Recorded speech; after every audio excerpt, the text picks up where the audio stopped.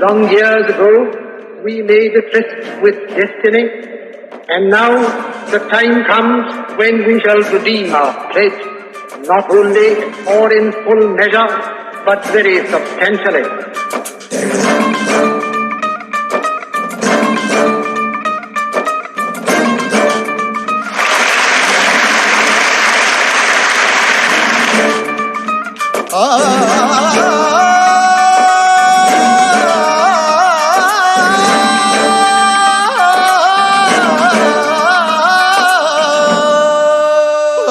जब दिल्ली में भारत की स्वतंत्रता का उत्सव मनाया जा रहा था, तभी भारतीय इतिहास की सर्वाधिक पीड़ादायक त्रासदी भी घटित हो रही थी।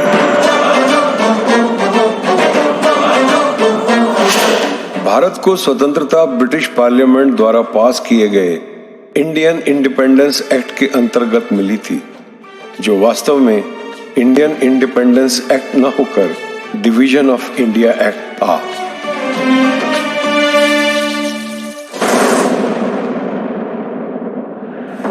इस एक्ट के द्वारा ब्रिटिश सरकार ने जिन्ना की टू नेशन थ्योरी को स्वीकार करते हुए अखंड भारत को भारत और पाकिस्तान में विभाजित कर दिया था।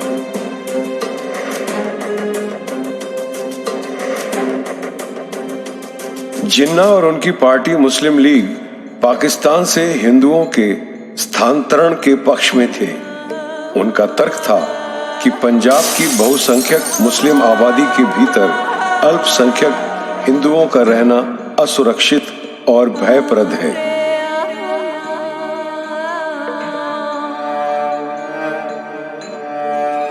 गाड़ियां भर भर कर निर्वासितों के दल भारत आने लगे।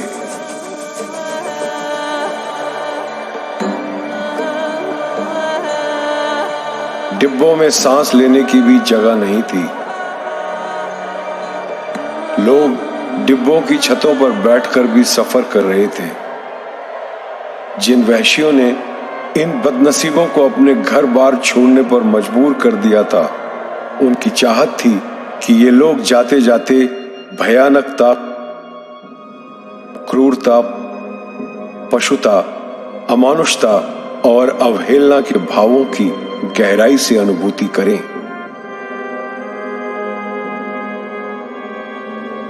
गाड़ियां बिना किसी कारण स्टेशनों पर घंटों रोक दी जाती, पानी के नल तोड़ दिए गए थे, बच्चे भूख और प्यास से छटपटाकर मर रहे थे। जो निर्वासित पैदल आ रहे थे, उनका और भी बुरा हाल था। थककर मर जाने वालों को सड़क के किनारे मरता छोड़ काफिला आगे बढ़ जाता था। रास्ते शवों से भरे पड़े थे, उनसे दुर्गंध फैल रही थी। कुत्ते और गिद्ध उन्हें अपना भोजन बना रहे थे। अल्पसंख्यकों का बर्बर निष्कासन मुस्लिम लीग और पाकिस्तान की नींव रखने वालों की नीति थी। अतएव उनसे सद्व्यवहार, सहानुभूति अथवा सुविधाओं की अपेक्षा अर्थहीन थी।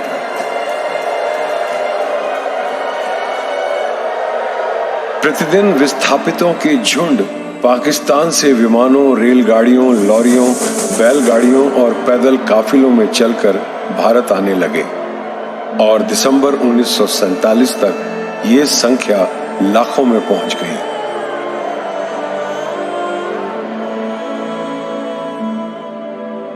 ये लोग अपने घर-बार और मूल्यवान वस्तुओं को पीछे छोड़कर आए थे।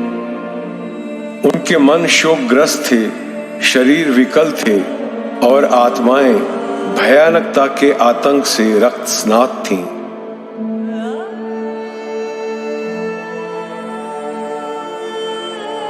पश्चिमी पंजाब और सीमा प्रांत से हिंदू और सिख दिल्ली, पूर्व पंजाब और पश्चिमी उत्तर प्रदेश आ पहुंचे। उनकी धारणा थी कि वो अपनी मातृभूमि में आ रहे हैं, परंतु उनके साथ जो व्यवहार हुआ उससे उन्हें लगा कि वो अनचाहे अतिथि हैं। इसका कारण था गांधी जी की वो अवधारणा जिसके अनुसार उन्हें पाकिस्तान वापस चले जाना चाहिए था।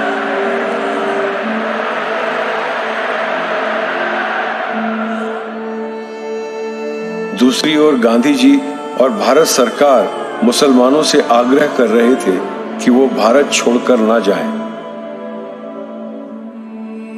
जो मुसलमान भारत छोड़कर चले भी गए थे, उनसे भी प्रार्थना की जा रही थी कि वे भारत लौट आएं।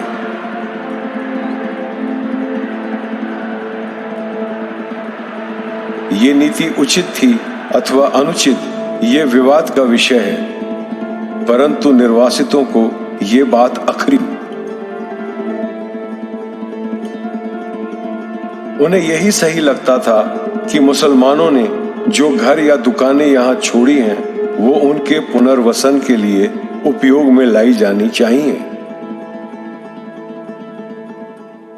निर्वासितों का मत था कि भारतीय मुसलमानों का पाकिस्तान निर्माण के प्रति झुकाव था। वस्तुतः जिसे आज भारत कहा जाता है, उसी भूखंड के मुसलमानों के संघर्ष से ही पाकिस्तान का जन्म हुआ था।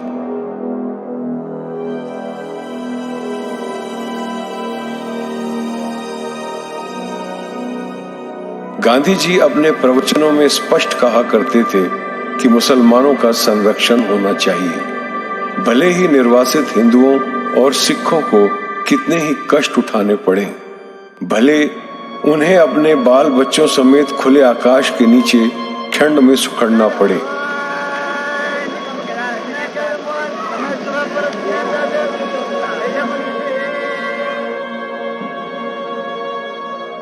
बापू के ऐसे प्रवचन और भारत सरकार का मुस्लिम संरक्षण निर्वासितों को बहुत चुभता था।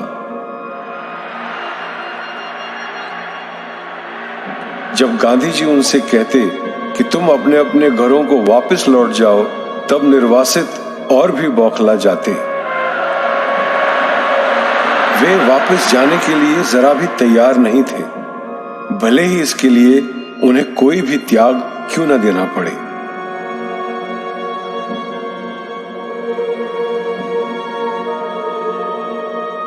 उन्हें इस बात की बिल्कुल भी उम्मीद नहीं थी कि पाकिस्तानी अधिकारी और पाकिस्तानी लोग उनके साथ अच्छा व्यवहार करेंगे। इसीलिए उनका आग्रह था, जैसे वो पाकिस्तान से निर्वासित होकर भारत आए हैं, वैसे ही मुसलमानों को उनके लिए बनाए गए पाकिस्तान चले जाना चाहिए। ये दाग दाग दाग दाग, ये दाग दाग दाग दाग, ये दाग दाग दाग दाग, ये दाग दाग दाग दाग, ये दाग दाग उजाला, ये शब कसीदा सहर।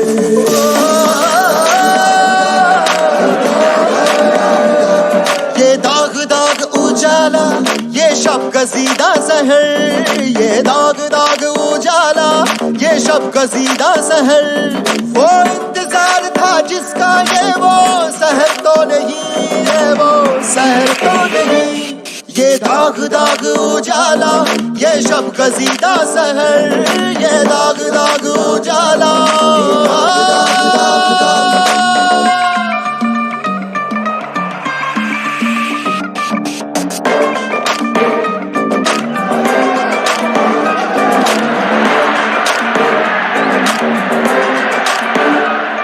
ये वो सहर तो नहीं जिसकी आरज़ू लेकर चले थे यार, कि मिल जाएगी कहीं ना कहीं। ये दाग दाग उजाला, ये शब कसीदा सहर, ये दाग दाग उजाला, ये शब कसीदा सहर।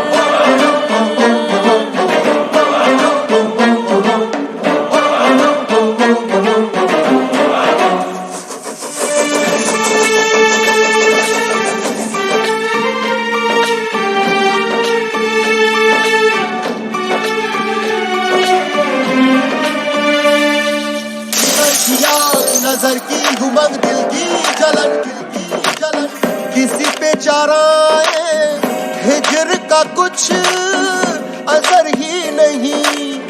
कहाँ से आई निगारे सबा, किधर को गई, किधर को गई। चिरागे सारे राह को कुछ खबर ही नहीं, खबर ही नहीं। ये दाग दाग उजाला, ये शब कसीदा सहर, ये दाग दाग उजाला।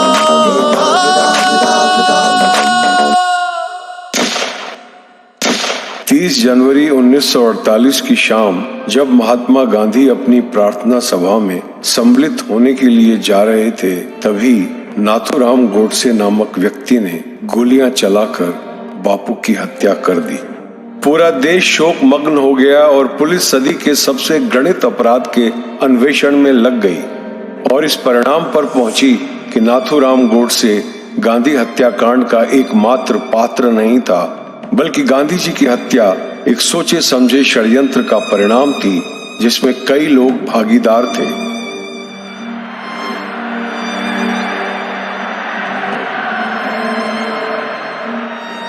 पुलिस को अपना अन्वेषण समाप्त करने और चार्जशीट फाइल करने में 5 महीने लगे और दिनांक 22 जून 1948 से लाल किले में विशेष रूप से निर्मित अदालत में न्यायमूर्ति श्री आत्माचरण के तत्वावधान में न्यायिक कार्रवाई शुरू हुई। हमारे खिलाफ प्रोसिक्यूशन ने जो सबूत पेश किए हैं और जो दलीलें दी हैं वो तुम सुन चुके हो, उन पर तुम्हारी क्या? सभी आरोपी अपनी इच्छानुसार अपना वकील चुनने के लिए स्वतंत्र थे और नाथूराम गोडसे को छोड़ बाकी सभी का बचाव उस समय के कई नामी गिरामी वकीलों ने किया। इस निवेदन में मैंने जो लिखा है उसे मैं इस अदालत के सामने बयां करना चाहता हूं। Objection your honour. Nathuram Godse ने कोई वकील न रखते हुए अपना पक्ष स्वयं अदालत के समक्ष रखा।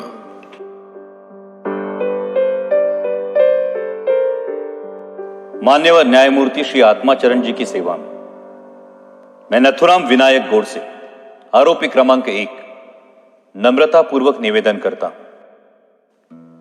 कि मैंने एक भक्तिपरायण ब्राह्मण वंश में जन्म लिया, इसीलिए स्वभावतः मेरे हृदय में हिंदू धर्म, संस्कृति और इतिहास के प्रति सम्मान रहा। मैं जो जो बड़ा होता गया स्वतंत्रता पूर्वक सोचकर इसी परिणाम पर पहुंचा कि सभी हिंदू बराबर हैं।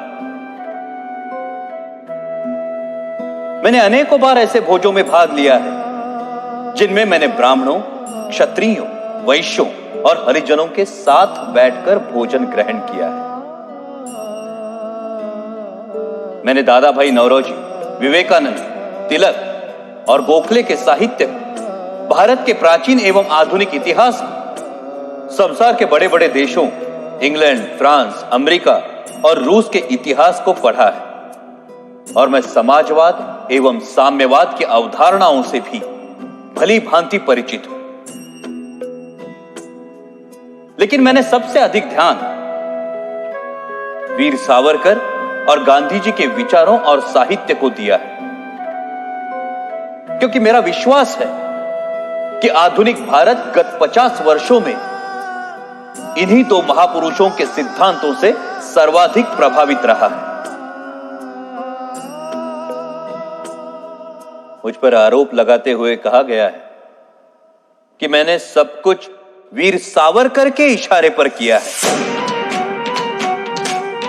स्वयं अपनी इच्छा से नहीं। ये आरोप मेरे व्यक्तित्व, मेरे कार्य और मेरे निर्णय लेने की क्षमता का अपमान है। इस बारे में व्याप्त तमाम भ्रांत धारणाओं को दूर करने के लिए मैं दावे से कहना चाहता हूं कि मेरे उस कार्यक्रम की वीर सावरकर को जरा भी जानकारी नहीं थी, जिस पर चलकर मैंने गांधी जी का वध किया। उत्तर में सीमा प्रांत से लेकर दक्षिण में कन्याकुमारी तक और पश्चिम में सिंध से लेकर पूर्व में आसाम तक समस्त भूमि को मैं अपनी मातृभूमि मानता रहा हूं, जिसमें विश्व के सब धर्मों के लोग हंसते खेलते जीवन यापन करते हैं। और मैं समझता हूं कि सभी को अपने अपने धर्म पर चलने की स्वतंत्रता होनी चाहिए। भारत में हिंदुओं की संख्या सबसे अधिक है। इस देश के बाहर कोई ऐसा स्थान नहीं जिसे हिंदू अपना कह सके। भारत आदिकाल से ही हिंदुओं की जन्मभूमि भी है और पुण्य भूमि भी। हिंदू सभ्यता के कारण ही कला, विज्ञान, धर्म और इतिहास के क्षेत्र में भारत विश्वविख्यात हो। हिंदुओं के पश्चात यहां मुसलमानों की संख्या सबसे अधिक है, जिन्होंने 10वीं शताब्दी से भारत पर आक्रमण कर देश के बड़े भूभाग पर अपना आधिपत्य जमा लिया।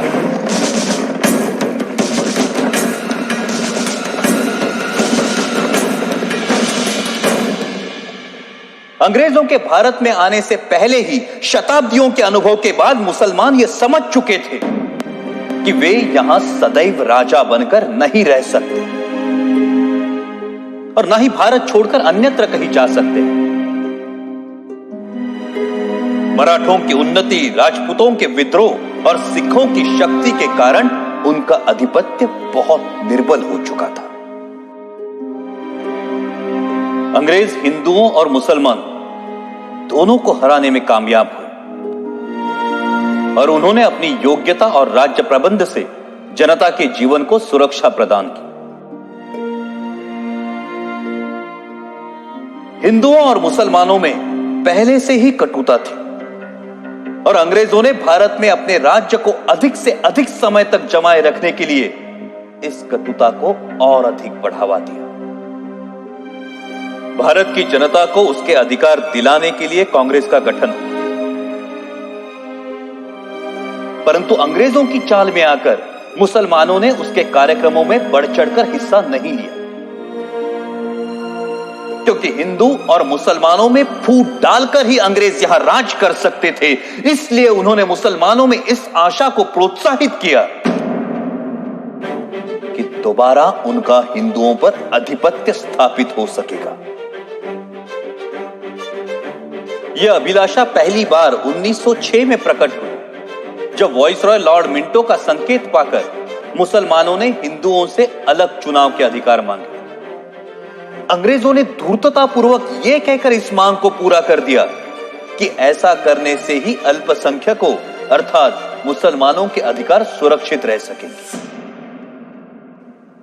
कांग्रेस ने पहले तो इसका थोड़ा बहुत विरोध किया, परंतु बाद में इस प्रस्ताव पर निष्पक्ष रहकर उसने यह प्रस्ताव पास कराने में अप्रत्यक्ष सहायता की। पर अपनी इसी कृत्य से कांग्रेस ने विभाजन की मांग की नींव रखी। गांधी जी ने 1914 में दक्षिण अफ्रीका से भारत आकर अपने राजनैतिक जीवन की शुरुआत की। उन्हें आशा थी कि दक्षिण अफ्रीका की तरह उन्हें यहां पर भी सभी वर्गों का पूर्ण विश्वास और सहयोग मिलेगा, परंतु वो शीघ्र ही निराश हो गए। दक्षिण अफ्रीका में केवल नागरिक अधिकारों को प्राप्त करने की लड़ाई चल रही थी और इसीलिए वहां हिंदू, मुसलमान और पारसी एक होकर अंग्रेजों के खिलाफ खड़े हो गए थे। परंतु भारत में बात और थी। यहां अंग्रेजों के प्रभुत्व को समाप्त करने की लड़ाई चल रही थी और अंग्रेजों ने अपने प्रभुत्व को जमाए रखने के लिए हिंदू और मुसलमानों में फूट डाल रखी। गांधी जी के मन में हिंदुओं और मुसलमानों दोनों का नेतृत्व करने की प्रबल आकांक्षा थी, परंतु जब 1919 तक उनके हाथ केवल निराशा लगी, तब मुसलमानों का दिल जीतने के लिए उन्होंने खिलाफत आंदोलन के लिए सहानुभूति उत्पन्न की।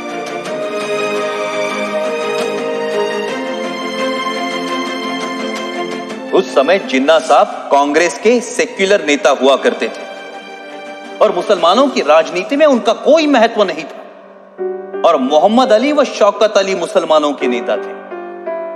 गांधी जी ने अली बंधुओं को बहुत प्रोत्साहित किया और उनकी खूब प्रशंसा की और इस प्रकार कांग्रेस पूरी तरह से अली बंधुओं द्वारा चलाए जा रहे खिलाफत आंदोलन में सम्मिलित हुई।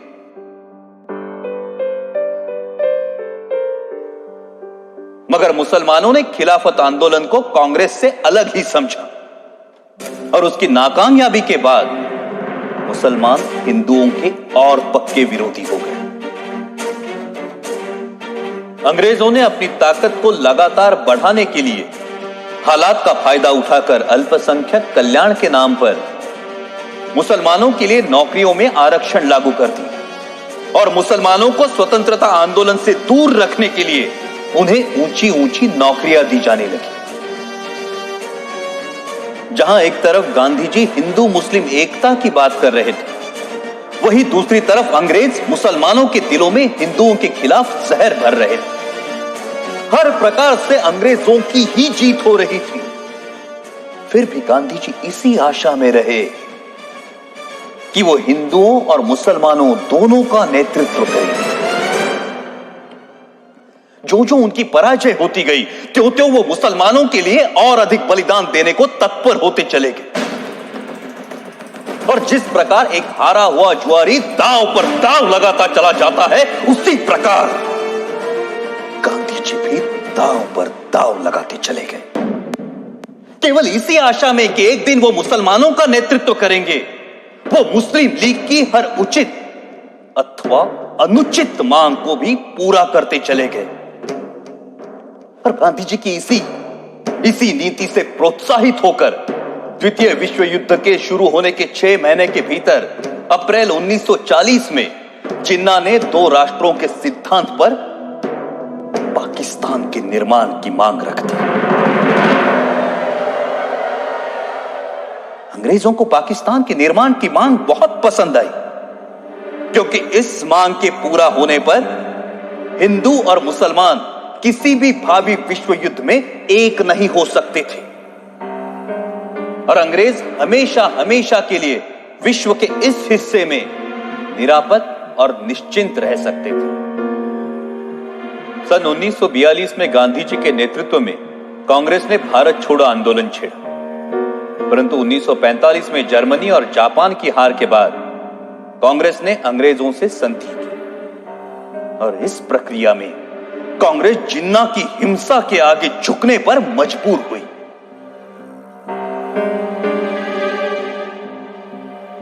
भारत का 1/3 हिस्सा भारत ही का दुश्मन देश बन गया। पश्चिमी पाकिस्तान में या तो हिंदू मार डाले गए हैं या उनका सब कुछ नष्ट हो चुका है। पूर्वी पाकिस्तान का भी यही हाल है। बेरहमी से हुए इस विभाजन में 1.5 करोड़ लोग बेघरबार हुए हैं और लाखों अपनी जान गंवा चुके हैं। इनमें हिंदू भी हैं और मुसलमान भी।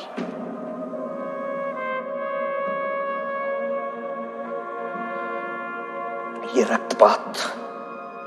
रक्तपात शांति और अहिंसा की नीति पर चलने वाले उन्हीं गांधी जी के कारण हुआ, जिन्होंने अपने प्रत्येक भाषण और लेख में क्रांतिकारियों की निंदा की।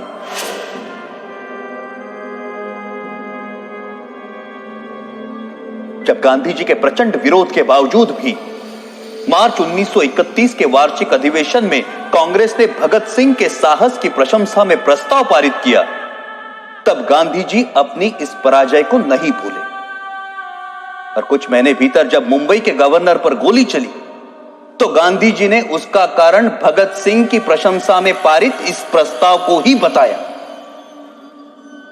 सुभाष चंद्र बोस ने गांधी जी के इस कथन का विरोध किया। परिणाम स्वरूप गांधी जी सुभाष बोस को भी अपना शत्रु समझने लगे। Our struggle is no doubt a non-violent struggle, but even a non-violent struggle demands an army, an organization, and a machinery. और उनका कांग्रेस अध्यक्ष चुने जाने पर गांधी जी ने कहा कि सुभाष की जीत गांधी की हार है। जब तक उन्हें कांग्रेस अध्यक्ष की गद्दी से नहीं उतारा गया, तब तक उनका क्रोध शांत नहीं हुआ। जो लोग कहते हैं कि मात्र गांधी जी के परिश्रम से हमें आजादी मिली, वो एक झूठा इतिहास लिखना चाहते हैं। जब तक देशभक्त क्रांतिकारियों के बलिदान को अंधेरे में रखा जाएगा, तब तक हमारी आने वाली पीढ़ियां इतिहास के सवेरे से वंचित रहेंगी। Order order. भारत के हिंदुओं और मुसलमानों का एकमात्र नेता बनने के लिए गांधी जी ने जिस हिंदू मुस्लिम एकता के सिद्धांत की रचना की थी, वो तो पाकिस्तान के बनते ही निरस्त हो गया। वो अनेकों बार जिन्ना से मिलने गए और सदा उन्हें जिन्ना भाई अथवा कायदे आजम कहकर संबोधित किया, लेकिन एक भी ऐसा अवसर नहीं आया जब जिन्ना ने उनसे सहयोग की इच्छा प्रकट की हो। गांधी जी की जिस आध्यात्मिक शक्ति और अहिंसा की महिमा का सब जय जयकार करते हैं, वो जिन्ना की दृढ़ता के सामने नपुंसक सिद्ध हुई। जब गांधी जी को यह दिखाई दे चुका था कि वो अपनी आध्यात्मिक शक्ति से जिन्ना को प्रभावित नहीं कर सकते, तो उन्हें अपनी नीति का पुनर्मूल्यांकन करते हुए किसी दूसरे नेता को जिन्ना और मुस्लिम लीग से निपटने का कार्य सौंप देना चाहिए था। परंतु व्यक्तिगत महत्वाकांक्षा राष्ट्रहित पर इतनी भारी पड़ी कि राष्ट्र के दो टुकड़े हो गए।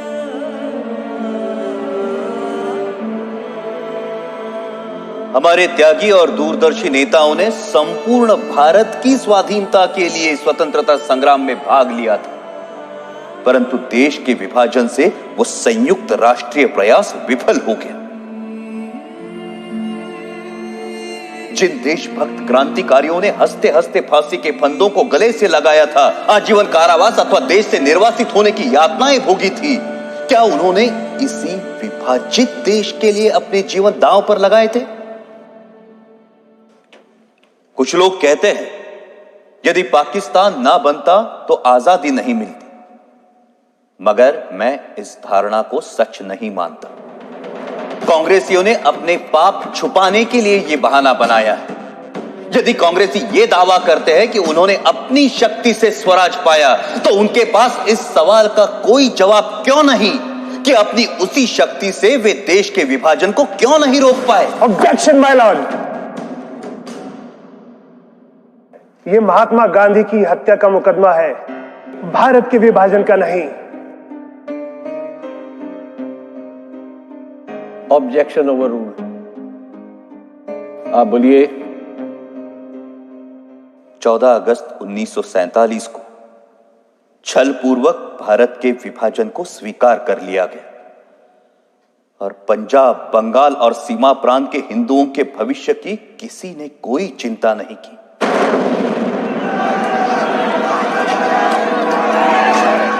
करोड़ों हिंदुओं को मुसलमानों की दया पर छोड़कर गांधी जी कहते रहे कि हिंदुओं को पाकिस्तान छोड़कर भारत पलायन नहीं करना चाहिए। प्रतिदिन हजारों हिंदू पुरुषों का संहार और हजारों हिंदू स्त्रियों की अवमानना होती रही, परंतु उनकी सुरक्षा के लिए भारत सरकार द्वारा पाकिस्तान सरकार पर किसी प्रकार का कोई दबाव नहीं डाला गया।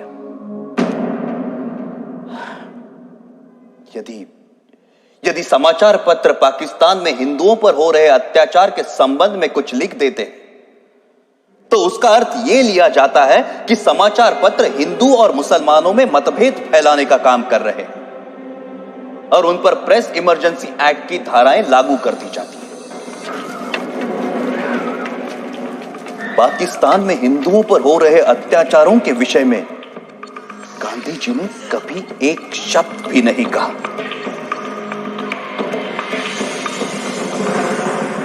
यह कहना अनुचित नहीं कि पाकिस्तान में हिंदू जाति और हिंदू संस्कृति को मिटाने के लिए जो अत्याचार हो रहे हैं, उसका मूल कारण गांधी ही है।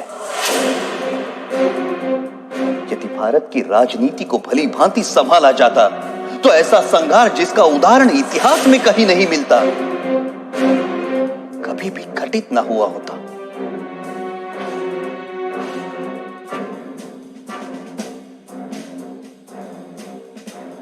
गांधी जी सदा सत्य और अहिंसा के नारे लगवाते रहे। कोई भी समझदार व्यक्ति इन नारों को पूरा नहीं कह सकता, परंतु यह आशा करना कि जीवन सदैव ऐसे उच्च आदर्शों के अनुसार चलेगा, एक दिवा स्वप्न है। वास्तविकता यह है कि अपने कर्तव्य का पालन करने के लिए, अपने और अपने आश्रितों के जीवन और सम्मान की रक्षा के लिए हमें कभी कभी अहिंसा का मार्ग छोड़ हिंसा के मार्ग पर भी चलना पड़ सकता है।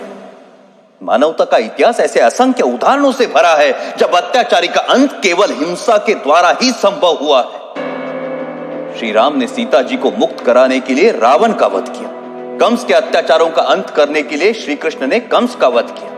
कौरवों के अत्याचारों को समाप्त करने के लिए महाभारत में अर्जुन को पूजनीय भीष्म पितामह की हत्या करनी पड़ी।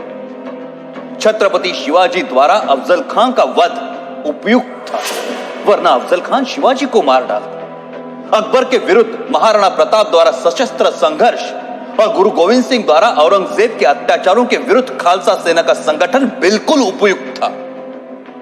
परंतु अपने सत्य और अहिंसा के मार्ग को सर्वश्रेष्ठ सिद्ध करने के लिए गांधी जी ने महाराणा प्रताप, छत्रपति शिवाजी और गुरु गोविंद सिंह के मार्ग की सदैव आलोचना की। परंतु हाल ही में जब पाकिस्तान ने कश्मीर को हड़पने के लिए हमला किया और वहां के महाराजा ने भारत सरकार से मदद मांगी, तब नेहरू ने गांधी से पूछकर कश्मीर सेनाएं भेज दी। यदि गांधी जी को अपने अहिंसा के सिद्धांत पर पूर्ण विश्वास था तो उन्हें कश्मीर सेनाएं भेजने के बजाय सत्याग्रहियों को भेजना चाहिए था और बंदूकों राइफलों की जगह चरखे और तकलियों को।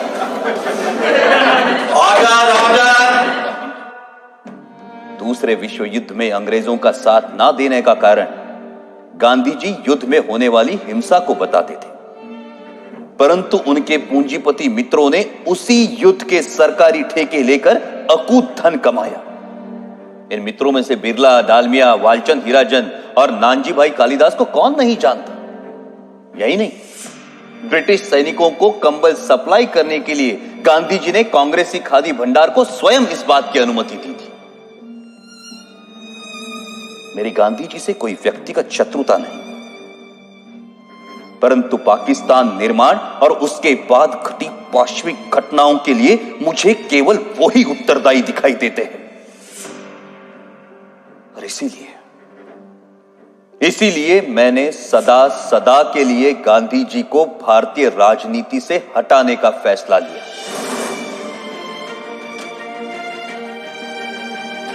मुझे पता था कि ऐसा करने से व्यक्तिगत स्तर पर मेरा सब कुछ नष्ट हो जाएगा। मैं कोई धनवान नहीं, मामूली मध्यम वर्गीय इंसान।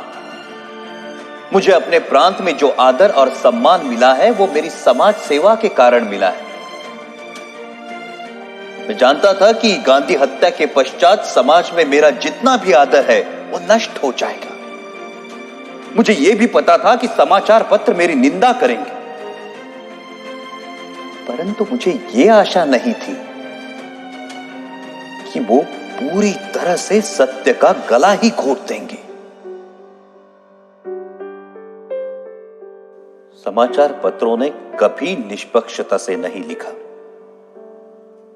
अगर वे गांधी जी से ज्यादा देश का आदर करते और सत्य को प्रकाशित करते तो गांधी जी कभी भी पाकिस्तान की योजना को स्वीकार नहीं कर पाते। परंतु समाचार पत्रों की यही नीति रही कि गांधी जी की कोई आलोचना ना हो और उनकी गलतियां समाज के सामने प्रकट ना हो। इससे देश का विभाजन और भी सरल हो गया।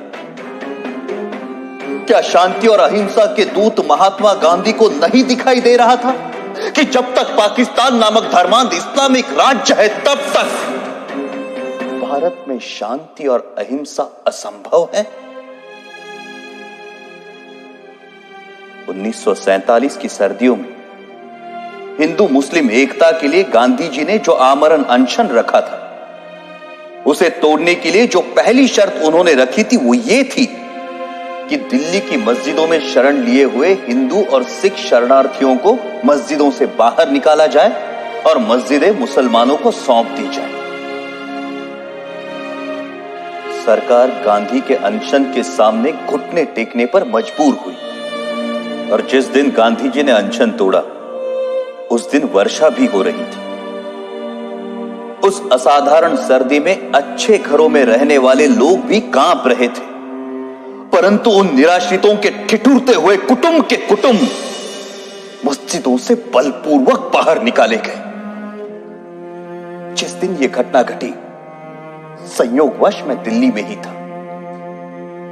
मैंने अपनी आंखों से गांधी जी की जिद को पूरा होते हुए देखा। कड़ाके की सर्दी और वर्षा में कपकपाते हुए वो लोग बिरला हाउस पहुंचे। वहां उन्होंने नारे लगाए, गांधी जी हमें शरण दो, गांधी जी हमें शरण दो। परंतु उस भव्य भवन में रह रहे गांधी जी तक उन निराश्रितों की पुकार नहीं पहुंची। यह मर्मस्पर्शी दृश्य, जिसे देखकर कठोर से कठोर मनुष्य का हृदय भी द्रवित हो जाए, मैंने स्वयं अपनी आंखों से देखा है। क्या उन निराश्रितों ने अपनी मर्जी से उन मस्जिदों में डेरे डाले थे? क्या गांधी जी को उन विषम परिस्थितियों की कल्पना नहीं थी जिनसे बाध्य होकर वो बदनसीब उन मस्जिदों में शरण लेने को मजबूर हुए थे? क्या वक्त के मारे उन शरणार्थियों को शरण देकर वो मस्जिदें मानवता की भलाई के काम नहीं आ रही थी? यदि उन मस्जिदों को खाली कराया जाना उचित था, तो पाकिस्तान के मंदिर खाली कराकर हिंदुओं को सौंपने की मांग गांधी जी ने क्यों नहीं रखी? यदि वो ऐसा करते, तभी यह सिद्ध होता कि गांधी जी निष्पक्षता से हिंदू मुस्लिम एकता के इच्छुक थे। परंतु गांधी जी ने पाकिस्तान और वहां के मुसलमानों के सामने अपना अनशन खोलने के लिए एक भी शर्त नहीं रखी, क्योंकि अपने अनुभव से उन्हें मालूम था कि उनके अनशन का जिन्ना और उनके अनुयायियों पर कोई असर नहीं पड़ता। गांधी जी ने अपने अनशन से भारत सरकार द्वारा पाकिस्तान सरकार को 55 करोड़ रुपए ना देने के निर्णय को भी पलटवाया, जबकि उन्हें भली भांति पता था कि इस रकम का प्रयोग पाकिस्तान भारत के विरुद्ध चल रहे युद्ध में अपनी विजय के लिए करेगा। कैसी विडंबना है कि इतने पाकिस्तान प्रेम के बावजूद भी गांधी जी की अस्थियां पाकिस्तान स्थित सिंधु नदी में नहीं बहाई जा सकी। हालांकि इसके लिए पाकिस्तान में भारतीय राजदूत श्री प्रकाश जी ने भरसक प्रयत्न किए। यदि गांधी जी सच्ची आत्मशक्ति से विभाजन का विरोध करते, तो मुस्लिम लीग के लिए इतनी दृढ़ता से पाकिस्तान की मांग रख पाना असंभव था, और अंग्रेज लाख प्रयत्न करके भी देश का विभाजन नहीं कर पाते। यदि गांधी जी के जीवन काल में भारतीय सरकार ने हैदराबाद में सेना या पुलिस कार्यवाही की होती, तो निश्चित ही गांधी जी हिंदू मुस्लिम एकता के नाम पर सरकार को अपना निश्चय बदलने पर मजबूर करते थे। गांधी जी की सोच देश को नष्ट करती थी और पाकिस्तान भारत पर अपना आधिपत्य जमा लेता। मुझे स्पष्ट दिखाई देता था कि यदि मैंने गांधी जी का वध किया, मैं जड़ मूल से नष्ट कर दिया जाऊंगा। लोग मुझसे घृणा करेंगे और जो सम्मान मुझे प्राणों से भी प्रिय है, वो नष्ट हो जाएगा।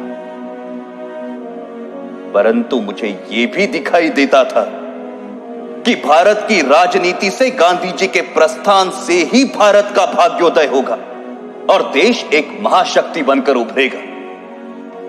मैं अवश्य मरूंगा, परंतु देश अमर होगा। मुझे गालियां मिलेंगी, परंतु विश्व में भारत का नाम होगा। और यही सोचकर मैंने गांधी जी का वध करने का निर्णय लिया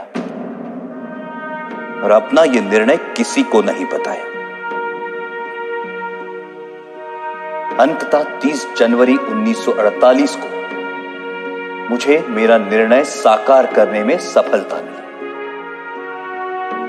यदि देशभक्ति पाप है, तो मैं मानता हूं मैं पापी हूं, और यदि देशभक्ति प्रशंसनीय है, तो मैं स्वयं को उस प्रशंसा का अधिकारी मानता हूं। मेरे जीवन का अंत तो तभी हो गया था जब मैंने गांधी जी पर गोली चलाई थी। उसके पश्चात तो मैं एक अनासक्त जीवन बिता रहा हूं और मुझे अपने कृत्य पर कोई पश्चाताप नहीं है। मैं मानता हूं कि गांधी जी ने देश के लिए बहुत कष्ट उठाए और भारत की जनता में जागृति पैदा की। उन्होंने स्वार्थवश कुछ नहीं किया, परंतु वो ईमानदारी से अपनी हार को स्वीकार ना कर सके। गांधी जी ने इस देश के प्रति जो योगदान दिया है, उसके लिए मैं उनका आदर करता हूं और इसीलिए उन पर गोली चलाने से पहले मैं उनके सामने नतमस्तक हुआ था।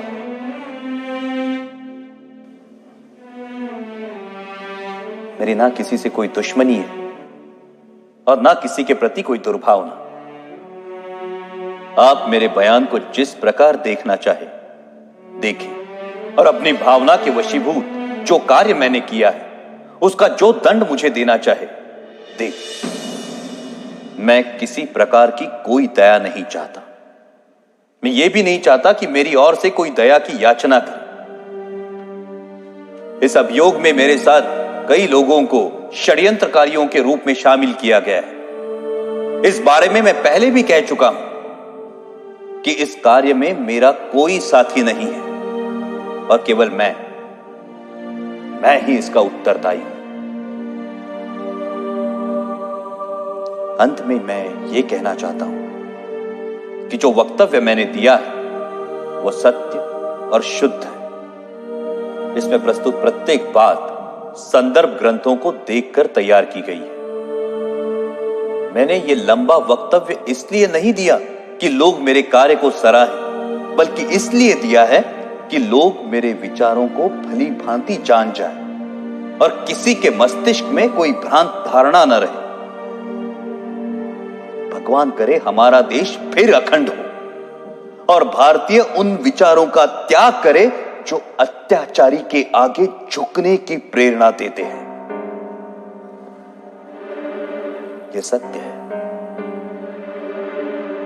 कि मैंने सैकड़ों लोगों के बीच दिन के समय गांधी जी पर गोलियां चलाई, परंतु मैंने भागने का प्रयत्न नहीं किया और ना ही स्वयं पर गोली चलाई। मैंने कानून के सामने आत्मसमर्पण किया क्योंकि मैं अपने विचारों को खुली अदालत में प्रकट करना चाहता था। आलोचनाओं के बावजूद मैंने जो कृत्य किया है उसके नैतिक पक्ष पर मेरी आत्मा कभी भी विचलित नहीं हुई और मुझे किंचित भी संदेह नहीं कि सच्चाई और ईमानदारी से इतिहास के इस अध्याय को जब इतिहासकार लिखेंगे तो वो मेरे कार्यों और उसके परिणाम का सही मूल्यांकन करेंगे। मेरा वक्तव्य अब समाप्त हो चुका है। आपने इसे ध्यान से सुना और सुविधाएं दी, उसके लिए मैं आपका कृतज्ञ हूं। जिन्होंने मुझे इस अभियोग में कानूनी सहायता दी और इस अभियोग से संबंधित पुलिस अफसरों का भी मैं कृतज्ञ हूं। जेल के अफसरों को भी सद्व्यवहार के लिए धन्यवाद। अखंड भारत अमर रहे। वंदे मातरम।